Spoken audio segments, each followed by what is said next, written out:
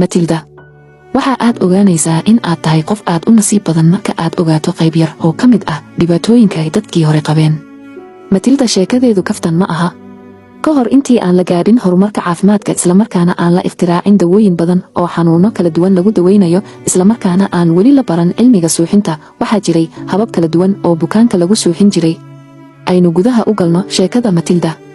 Matilda waxay ahayd dhakhtarad qaabilsan howlaha suuxinta bukaanka marka uu qaliinka galayo.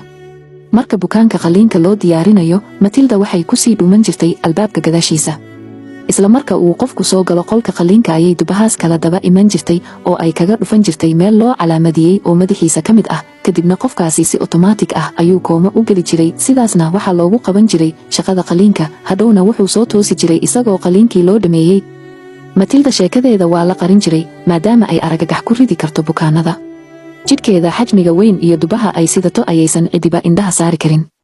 Waxaana adkaanaysa in aad rumaysato in Matilda ay kugu dhufatay dubahaas weyn.